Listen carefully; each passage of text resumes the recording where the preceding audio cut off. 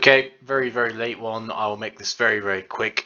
Very brief view of the playoffs this week. We've got everyone back in action, but we had the wild card weekend for the people hoping to progress and hoping for an early exit from the poo bracket. Yeah, we had my predictions, myself against Skelly. I predicted myself to win, and this one ended up being a right squeaker. The Josh Allen points got me going, with Stephon Diggs vastly underperforming. All my receivers actually vastly underperforming. But yeah, I was saved by a big Ramondre Stevenson performance and Josh Allen as well, plus good streamers on the tight end and the defense. Yeah, Ramondre Stevenson was a bit sketchy the whole week going into it, and oh god, I was in an absolute state as to whether to play him or not. But put him in, worked out well. Josh Allen in the weather game also performing. Skell, you performed admirably. Like you came within 2 points. It came to Aaron Jones on Monday Night Football, and he fumbled quite late, which lost you the game again. But don't pin this loss. Like you've had a fantastic season, best season you've ever had in fantasy football in this league. Don't pin the loss on Aaron Jones. He did very, very well. Latavius Murray was a great pickup for you. Your receivers going into next year are absolutely insane. Like you've got a solid team here to build on and to repeat next year with some good moves. What let you down was Herbert. Herbert let a lot of people down though. So and on paper, no one saw this coming. Tennessee were like one of the worst pass defenses coming into this week. So, yeah, don't beat yourself up about it. You've got a solid core here to move forward next year. Jamar Chase, Amon Ra, Tyler Lockett's good as well. And Aaron Jones has probably still got a bit more time in him. Yeah, you got a lot to look forward to next year with this roster. And I think you've still got all your picks as well. I don't know if you did any stupid trades or not. But anyway, unlucky, mate. Crashing out in the first round of the playoffs. You got here, but you just couldn't seal the deal, which is a shame because our side of the bracket is tasty, very, very tasty. Yep, I predicted Matt to win against Connor, another squeaker of a game. Jalen Hurts doing the business on Connor's side with Ezekiel Elliott, but then Chubb had a slow game, and yeah, just a goose from Pat Fryermuth. Really, really hurt the team as well. Like there's a lot of tight ends out there that scored over 4 points that would have helped you out. But you didn't expect the Muth to goose. The defense as well, maybe not the best stream against Cleveland. I pointed that out, playing against your own defense. You had a great game from your receivers as well. And again, this is another team where don't get downhearted. Like your team next year is absolutely insane. So you're sat here with Devontae Smith, T. Higgins, Chris Godwin, who are all keepers. Then you've also got Swift to choose from. Drake London did okay for his rookie year. You've got Jalen Hurts as well. And also you sat on Nick Chubb and Ezekiel Elliott. Like you're dropping some seriously good players after this year, but you're also keeping some seriously good players as well. So yeah, don't be downhearted. Your win driven by on Matt's team, surprisingly with a poor Devontae Adams performance, he still managed to get the win. That was with a good stream of a defense, a good stream of a kicker, and then just solid points up and down his roster. Yeah, as I said, except for Devontae Adams. So yeah, good performance from Matt. Progresses through. He's got a very scary looking team, to be honest, and we'll look at that as we get into the bracket coming up. In the shit tier roster. Bracket, I should say, we had Mark facing off against Ed. I did say Mark's roster did deserve to be in the upper bracket. He would have beaten half the teams that played this in wildcard weekend. Yeah, he had Christian McCaffrey, an absolute beast. Great for next year. Michael Pittman had a great game as well. George Kittle finally coming good again. Is he going to be? I don't know if he's keeper, but he's definitely going to be a very high draft pick next year based off. If he finishes this year like this year, he's going to be absolutely awesome. Yeah, and then just some good performances. Christian Watson, sneaky keeper potential there as well. Joe Mixon, is it time to let go of Joe? I don't know. And then Dak Prescott was fine as well. On Ed's side, I said I wasn't going to pick you if you played Deshaun Watson, man. Like, he's just not playing good football. This isn't happening for him. There's people like Jared Goff that you should be playing over him and stuff like that. Leonard Fournette seems to have really hit a wall, whether it's the offense or whether it's him, I don't know. Travis Etienne is stumbling his way to the end of the year, but he's a fine keeper. He's a fine player. And then, yeah, in terms of stuff for next year, you've still got Tyreek Hill. You've still got like, ooh, actually, it gets a bit rough after that. No, you still got like Cal Pitts and stuff like that. Tyreek Hill. You still got like Etienne. You'll be fine going into next year. You do need to start thinking about getting some rookie players in and some stuff to build on moving forwards, though, Ed. I actually worry long term, and we'll get into that as we get into the predictions for next week. And then we had Damien versus Jim. I predicted Jim to win this one as well. Jim got the job done. Powered mostly by Jerick fucking McKinnon. Like, this is probably the most unexpected result, purely based off of okay, it's not unexpected because like you got the win. I predicted you to win, but it came from where I didn't expect, and that's Jerick McKinnon having 30 points. Like, well, he's got no right doing that. That's fucking bizarre. Jalen Waddle had a good game, but only off 3 receptions. You hope they get it together next year, and then the rest of it, like, honestly, Jim, just be glad you're out of this bracket at the stage you are, because like this roster with these levels of performances, you were primed to be banana skinned later on. In terms of for next year for Jim's roster, maybe it's time to let Kamara go, but where do you look for keepers, man? You've got, yes, Waddle, Metcalf probably locked in. AJ Dillon, potentially watch the AJ Aaron Jones situation.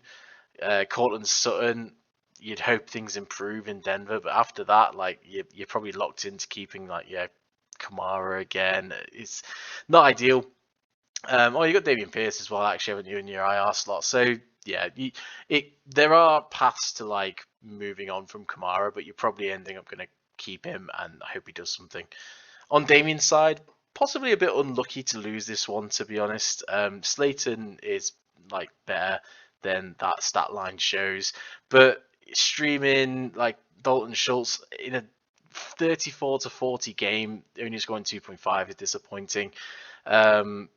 Yeah, and then DJ Moore had a good game. Where did that come from? DeAndre Hopkins, he lost Kyler Murray, so he's with a crap QB now. Josh Jacobs, New England run D's quite good. Najee, yeah, I don't know. It's a weak roster. That's what I'll say. It's a very weak roster. You'll need to stream better QBs and kickers to get out of this bracket.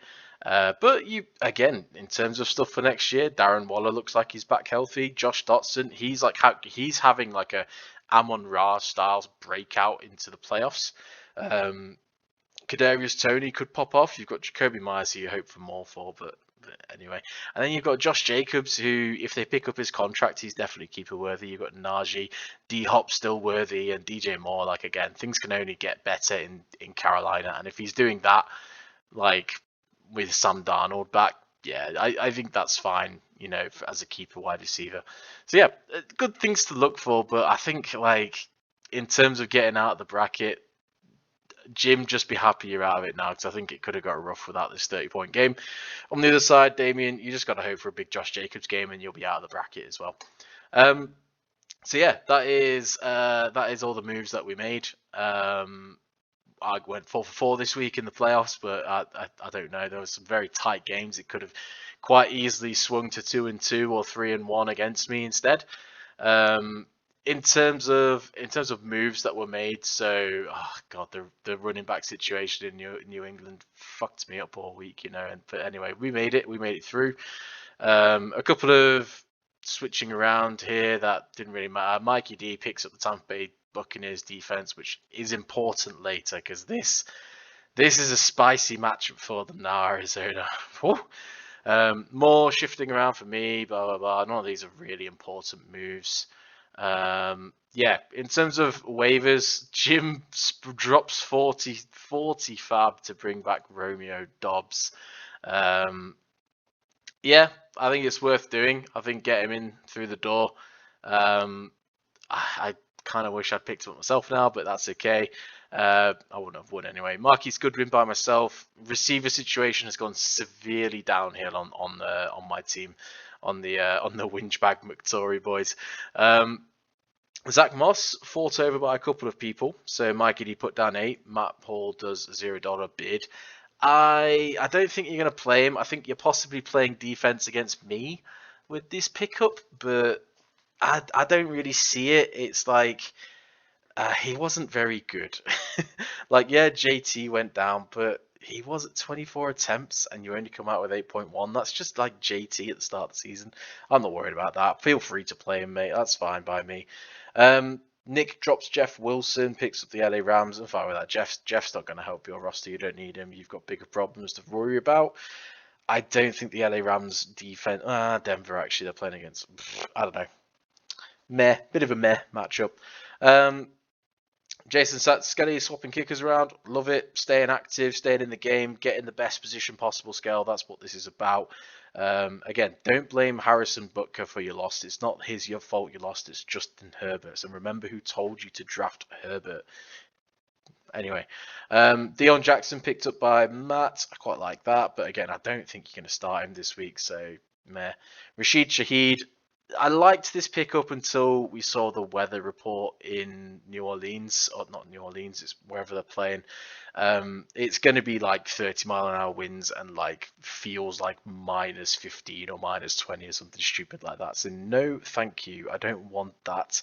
And then Travis Homer picked up by Matt. I'm fairly certain Travis Homer was like binned off, wasn't he? Or was it the other one that was binned off? Tony Jones was binned off. Okay, never mind. Other moves made. Numbnuts gets Khalil Herbert on a free transfer in, free agent move. That's okay. That's like, if he comes back, he's coming back off a pretty bad injury. If he comes back and he's fully healthy, can see that being a problem. Jalen Hurts is dead now. Connor picks up Jared Goff. I like this move. Jared Goff is having a strong finish to the season. Yeah, Carolina should be quite a good matchup for him. Then Matt picks DJ Dallas. Have you got all the Dallas running? All the Seattle running backs now? That's fucking ridiculous. Connor picks up Cam Akers. Not sure why, but okay. I guess given he's the last guy standing in LA, like sure. Matt has to get rid of a kicker to put Harrison. Yeah, he's got rid of. Oh my god, you've cycled both the Seattle running backs on and off your roster. This is embarrassing, man. Like the amount of moves you make. Like Mikey D, do me a favor. Let me know how many moves Matt has made compared to everyone else, because his name is on here so fucking much. It's ridiculous. I grab a receiver as cover for Gallup and Olave and all the other crap that's going wrong with my roster. Jawan Johnson, sure, as a tight end. You were never going to start Daniel Jones. I don't know who you were kidding. And then yeah, Chris Moore picked up by Nick. I quite like this move. It's one I would have probably made myself. He's basically the last man standing in Houston. And he's not that bad either. He's not that bad. So yeah, that's your roundup of transactions. Nothing major at this stage of the season, to be honest. I think it's kind of like, there's not really been that many moves to make in terms of injuries and changes and stuff like that. It's mostly teams like actually just losing their starting QBs and people getting worse instead of getting better in terms of situation. So yeah, it's not ideal. Right, we'll do a quick review of the upcoming matchups, and yeah, we'll see where we're going. So, a quick look at the bracketology before we start. In the upper bracket, we have Nick versus Matt. In the lower bracket, we have myself versus Mikey. Matt's heavily favoured over Nick, and myself versus Mike is looking very even last year. Interestingly, it's 3 of the same 4 people from last year. Matt's the only new person, and Nick is the only champion left for non-winners. So if we are wanting a new name on the belt, Nick is your champion. If you're wanting a back-to-back champion, then you're rooting for me. Or you've got Mikey D, who has had one of the most dominant regular seasons until about week 10 that I think we've seen in the league. Given that he had no draft picks, it's pretty impressive. Or you've got Matt, who is Matt. Yeah. Pick your poison.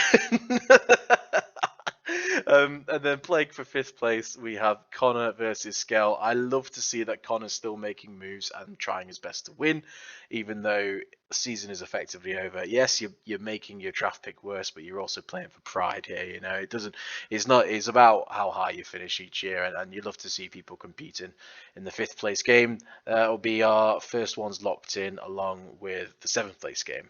In the lower bracket, Kinch enters the fray against Ed, and Numbnuts enters against Damien. We'll have a look at their matchups shortly, but in brief, Numbnuts is heavily favoured over Damien, and Ed is slightly favoured, heavily favoured over Kinch as well. Yeah, about 15 points split on both of those ones there, with a couple of players having gone already. In the 7th place matchup, we have Mark versus Jim. Yeah, again, you're playing to make your draft position worse, but I like to see people compete. I hope you both putting your best rosters out there to lock in that final position.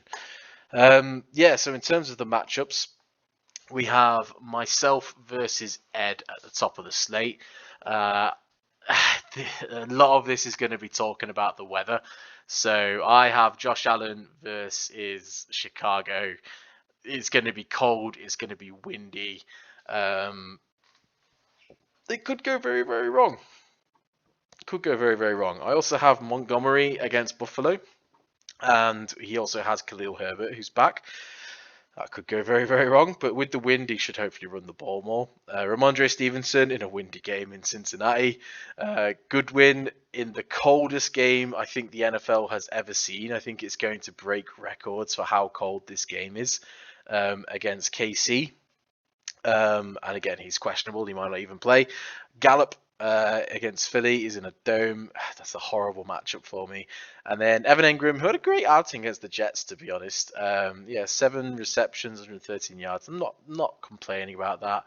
And then we got the Denver defense against a backup third string QB. Against Mike, again, Mahomes in that super cold game where I don't think the cold's going to matter too much. Eckler against Indy in a dome. This is where Mike is going to do the damage. All of my matchups are all in cold outdoor games, playing against tough teams. Mike has got Eckler with a dolly against Indy, who just shipped 36 points to fucking Minnesota. I'm not excited about that matchup. But then you got Foreman against Detroit. I think that's in a bit of a cold game as well in Carolina. Juju in that horrible matchup. Gabe Davis, I think, is the one that's going to struggle the most here.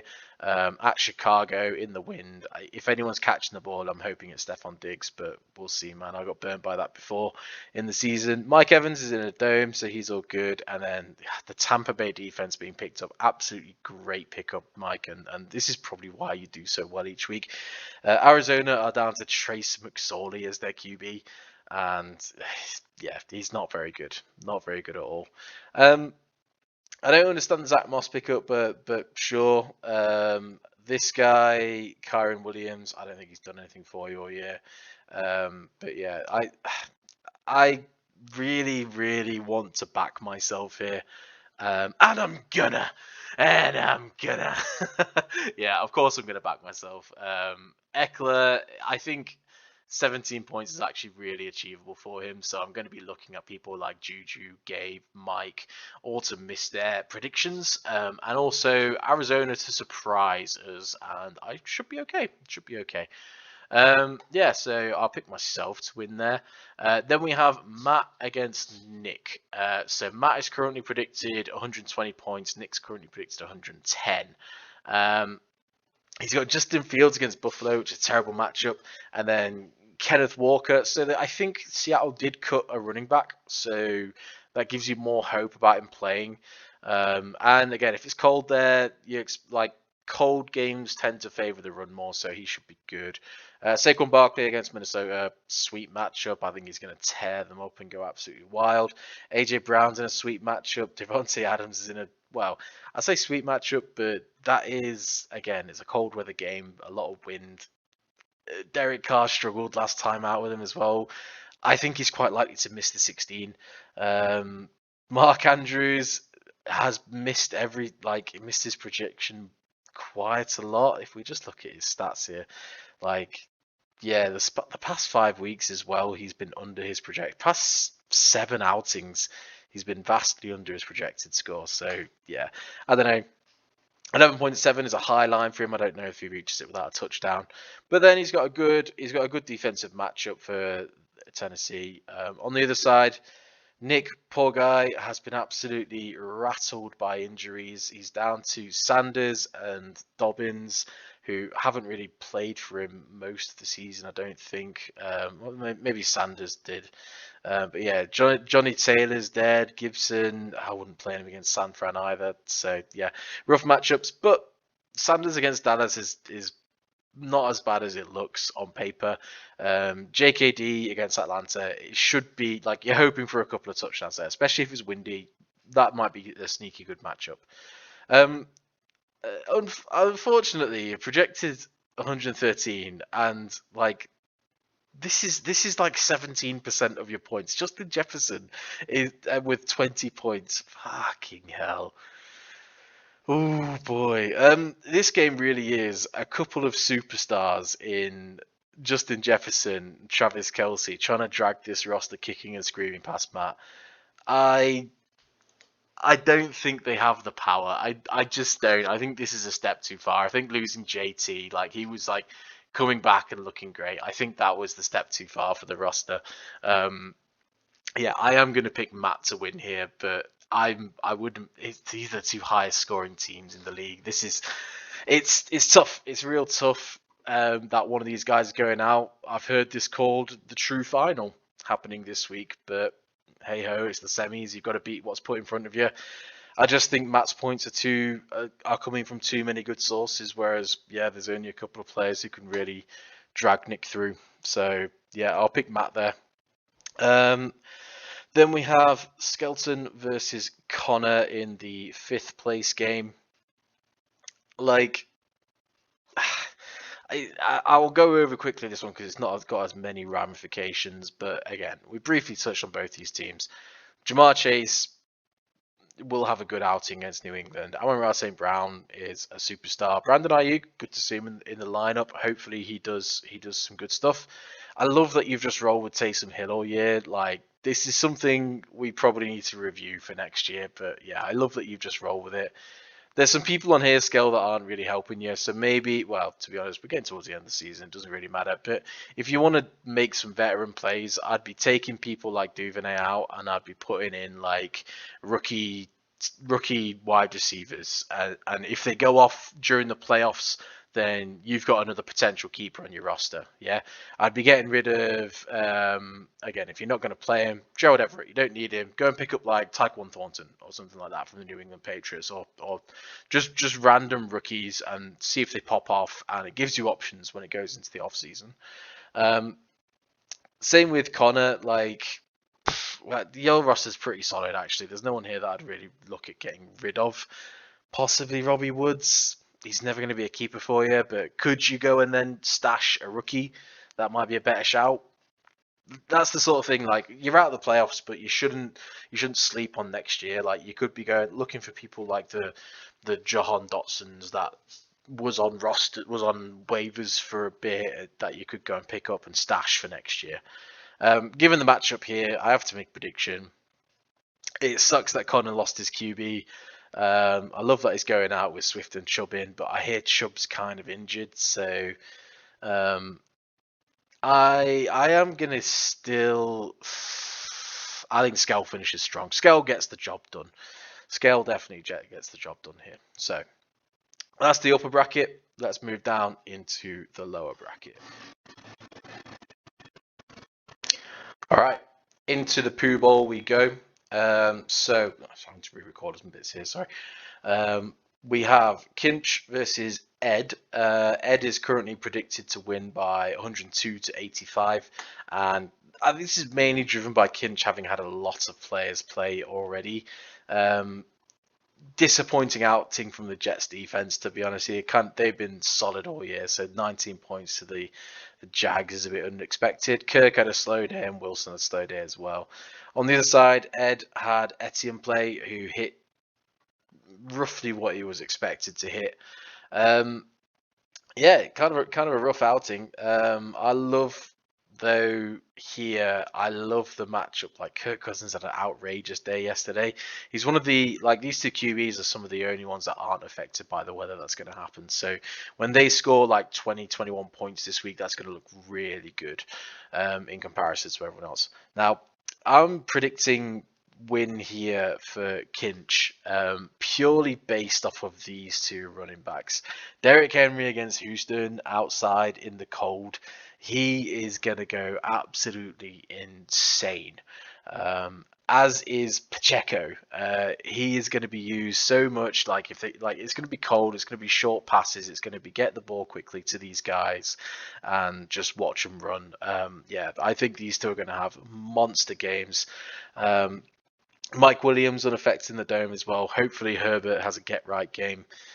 Main reason I'm picking as well on top of all that is I like Philly against Dallas. There's a backup QB in, but I don't think there'll be some points scored there.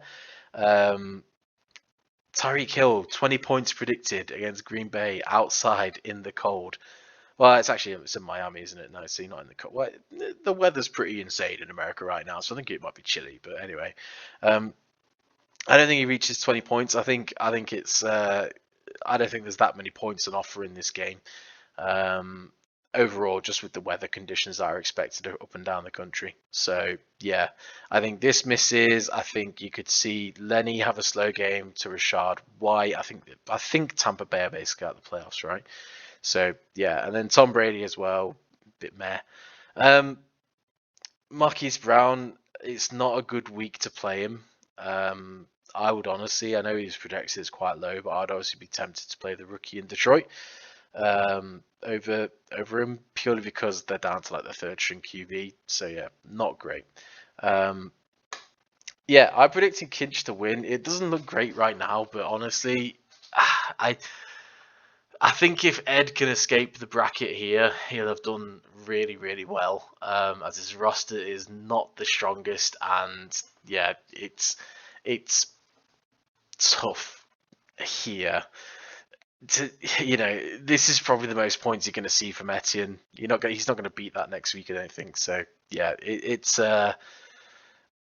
I think take the opportunity is what I'm trying to say. Take the opportunity, but I think Derrick Henry will take that away from you. Next up, we have Numbnuts versus Damien. So Numbnuts is currently predicted 115 to Damien's 97. And we've had a couple of players play already. Jags defense scored 20 points for Numbnuts. And on Damien's side, his QB scored 20, so he got like 18 from Trevor Lawrence, and then 3 from Greg the Leg. I think this was a bit of a mistake to leave him in. If you'd seen the weather, you might have made a change there. But hey ho, what's done is done. I think here I like Numbnuts to win this one, as Geno Smith I know he's missing a lot of weapons, but I think he's going to have a better game than expected. His completion percentage is still really high. And yeah, people have good games against Casey at the quarterback position. Mostly though, it's Dalvin Cook. He had a great game last week. I think we'll probably see that continue. In a dome, unaffected by the weather. James Conner as well is going to be used heavily in Arizona, given they're on I don't know what string QB they're on now. Yeah, and then CeeDee Lamb against Philly, he'll be getting a lot of play on offense because Philly have got Gardner Minshew in. Theoretically, that's what will happen. And then, yeah, you've got like Jerry Jeudy, who's the last man standing in Denver. He's looking great now. Dawson Knox as well. He had a good game recently, and yeah, in the weather-related game in Chicago, he might get some short passes and do quite well there. On the other side, I just can't put my hope in DeAndre Hopkins doing anything with a third-string QB and DJ Moore with Sam Darnold. I know I picked him up earlier, but I don't trust it to happen every week, basically. So yeah, this is why I'm picking Numbnuts to win that one. And then in our final game, Jim versus Mark. This one looks quite tight. And yeah, I think it will be quite tight. Like you've got two QBs, like Dak has got a bad matchup against Philly. Tua in the wind in Green Bay, but Green Bay's defense can be picked on quite a bit, so that should be quite nice. Christian McCaffrey has been sweet all year since he moved to San Francisco. Yeah, and then Kamara, he's got a bad matchup against Cleveland, but they use him as a running back more than like an actual pass catching back recently. So who knows? Um, Jarrett McKinnon has been an absolute monster recently. That probably set to continue as well. But I just like the McCaffrey too much. Amari Cooper, but yeah, these receivers are fine. You'll probably see Christian Watson do a lot more. I just love McCaffrey, Kittle. Yeah, it's just going to be a lot to deal with, basically. Um, I think it'll be a tight one, though. Definitely think it'll be a tight one, but I think we should see Mark just edge it. And now we see the curses, the accusations come in. That's fine. Anyway, yeah. So that's our review of the games. I'm not going to go too much into like what players you should be stashing and stuff like that, or what players you can play in a pinch, because quite frankly, I'm going to need some of them this week, so I don't want to give away who I'm looking at. But again, for the guys who are in the 5th place game and the 7th place game, this is the tag you want, the rookies only tag, right? So you pick that up. Look, grab Alex Pierce, like fuck it, he might have a huge game. He might be like the next huge thing in Indianapolis. I know they've got Michael Pittman, but Paris Campbell's going to be out of contract soon, so he might be the number 2 guy there. Tyquan Thornton, absolute burner. David Bell in Cleveland hasn't really played all year, but he could be the guy. This Shakir guy is going to be replacing Isaiah McKenzie. Sky Moore in KC. Just grab these guys and just have options. Like if they pop off in the last couple of weeks of the season or in the playoffs, like you could be sitting on, like, again, James Cook in Buffalo. The fact that he's available is criminal, to be honest. Oh, can I sneak him on my roster? Man, I wouldn't even know who to drop to get him. There's a problem. But yeah, that's who you should be sneaking on. Like, you don't need to worry about stashing extra defenses and stuff like that for you guys. Just grab these rookies, especially Cook and Warren, and yeah, there's some good players there who you stash them, something good might happen. Someone gets injured, or they take over a starting job, or they have a breakout in the playoffs, and you got them on your roster, and you can slide them in your keeper slots. Yeah, so those are the moves that I hope to see made over the next couple of days, and yeah, in the playoffs. It's been a brutal year. The fantasy gods have tried to keep me out. There's been accusations of voodoo and curses that frankly are getting a bit egregious at this point. But we're here. We are 2 weeks away from finding out that I'm going to be the back-to-back champion. And I look forward to beating Mike this week and making it to another final. Peace.